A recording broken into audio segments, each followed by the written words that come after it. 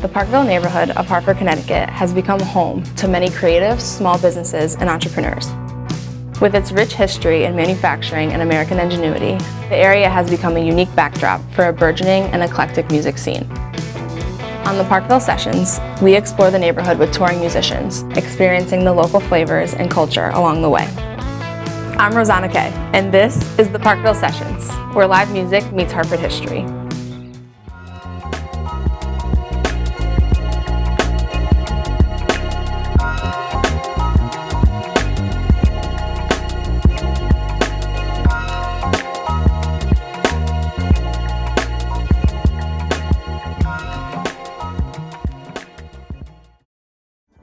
Ain't no party like a Funky Dawgz party. And these world touring all-stars are bringing the party to Parkville. Funky Dawgz Brass Band shares stories from the road at Pine and Iron axe throwing and have a blast learning more about the sport.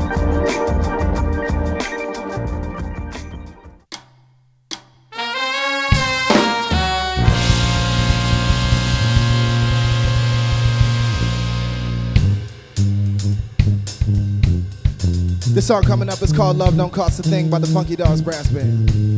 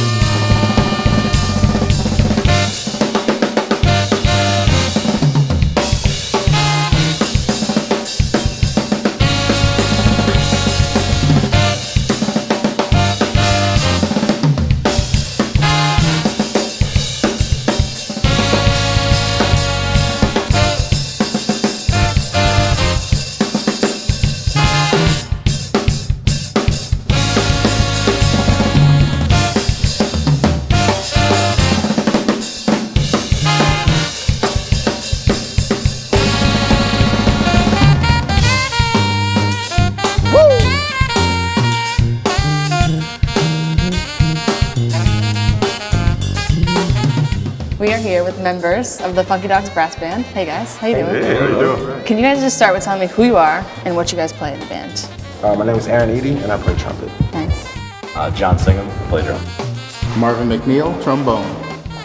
Mike Marsters, trombone and sousaphone. Colin Walters, alto sax. So how did you guys start? How long have you been together? Where did you guys get your beginnings? Bring me back to the top. Tell me everything.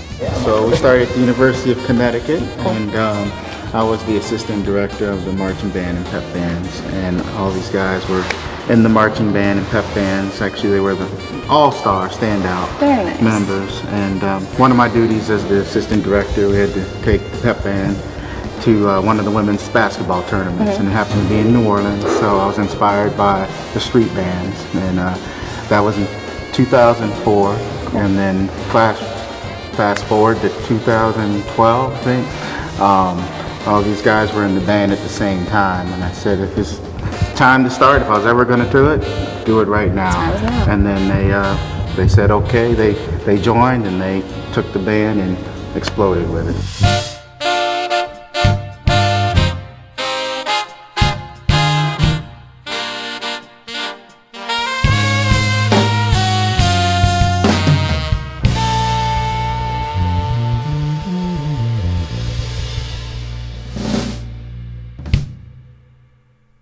Thank you.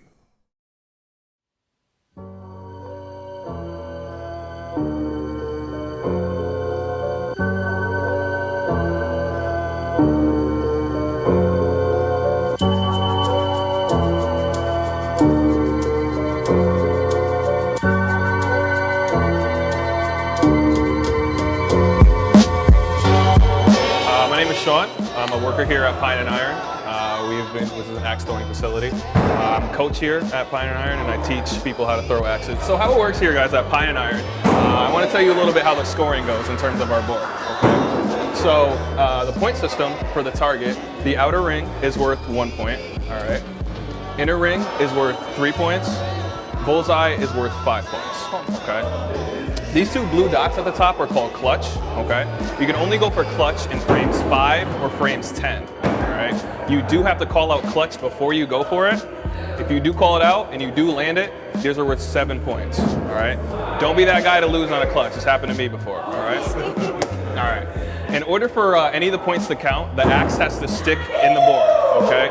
Usually give it about a 2 to 3 second window if it decides to fall. If it stays in there, those points are all yours. Okay. Cool. You get 2 throws.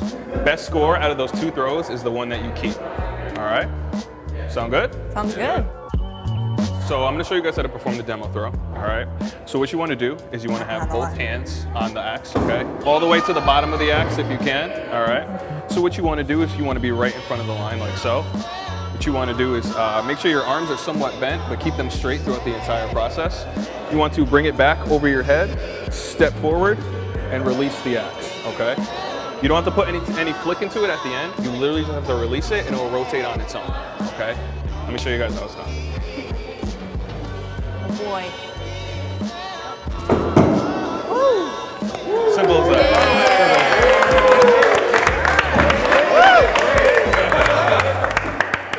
Thank you. Hey, nice. So Mike, Ro, and Colin versus Marv, me, and Aaron. Perfect. Ro, where you at? Oh, you're on their team.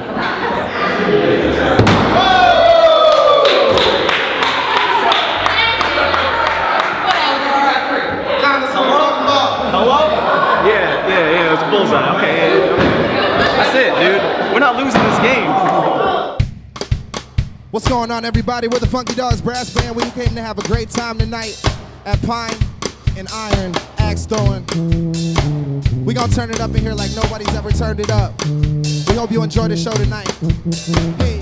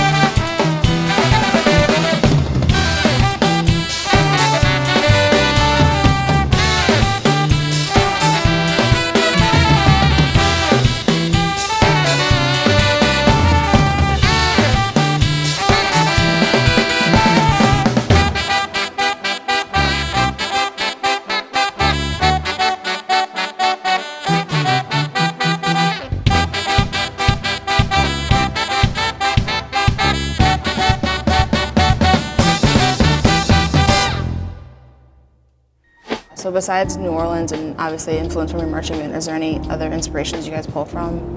I guess as a drummer, I'm inspired by like a lot of drummers in the scene now, and then like some of the greats like Sonny Payne, and I love listening to Jojo Mayer. Benny Greb is one of my favorite drummers now. So I think as a band though, collectively, since we've been in the scene for so long, we've been exposed to like big bands in the scene like Twiddle, Turquoise. We played 2 nights with Dispatch at Madison Square Garden, so we've had nights with Big Sam. Trombone Shorty's a big inspiration for us.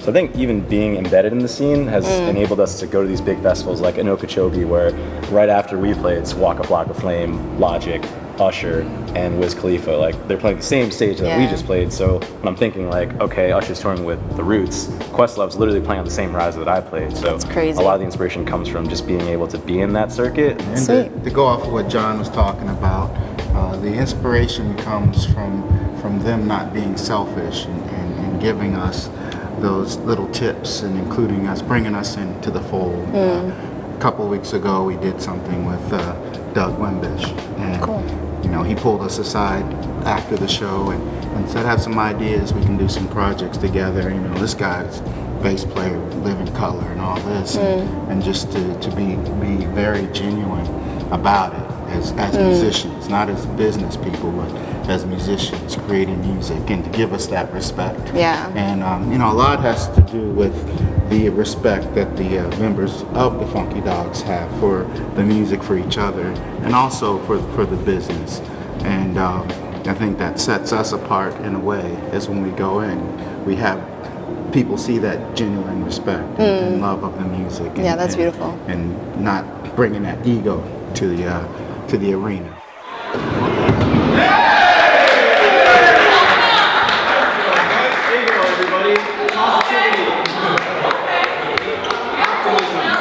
All right, I figured it out. I got the special sauce. World peace.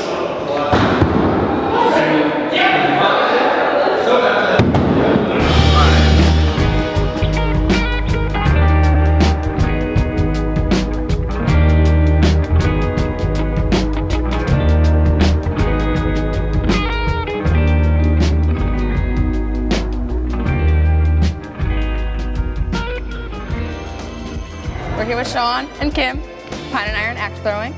Tell us a little bit about what you guys do here.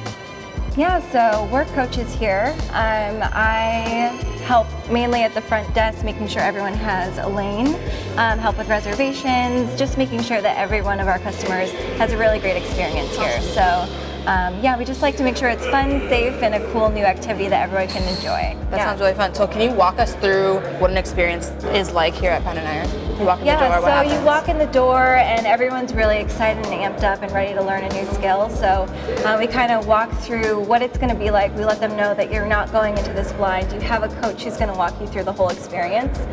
We have a really fun game that you can play while you're axe throwing. So it's kind of a mix between bowling and darts, but with axes. And as you can see, the target behind us is kind of the guide for the game. And we really encourage people to have fun.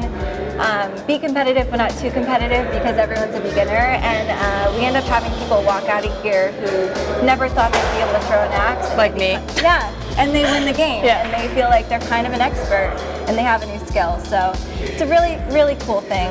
We really love seeing people come in, try something new, and walk out feeling like accomplished and empowered. Absolutely.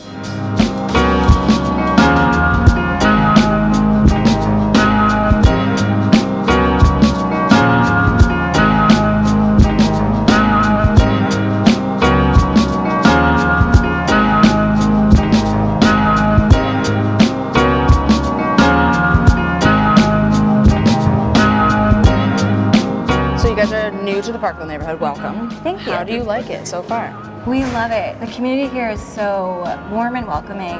Everyone's got their own creative identity and has really run with their passion. So with Hog River, we really love the idea that they have live music on Thursdays, and it matches up with our league. So it just becomes a really cool, vibrant atmosphere. So we love having those customers come in. We love meeting new people and showing them how to do something. Yeah, and even in this building, I feel like this 1429, you guys are in 1429 Park Street. And I feel like this building in the past couple of years has just taken this shape and kind of filled up with, like you're saying, people with a creative identity, and all this awesome stuff is happening in this building. So it's really cool to see you guys here and thriving. Yeah. What's next for Pine and Iron? Do you guys know? We really love the idea of continuing a seasonal league, and we're also working on allowing our customers to bring in a beverage, maybe from Hog River. They can grab a 4-pack, come on down here. So we're working out those details now, but we're going to continue to evolve and really serve our customer well. So we're just looking for new, exciting things in the future. For sure. Really awesome. Yeah. And the experience was great. Thanks for having us, guys. Yeah, thank you for coming in. Yeah, for sure. What's up, everybody, with the Funky Dawgz Brass Band, back for song 3.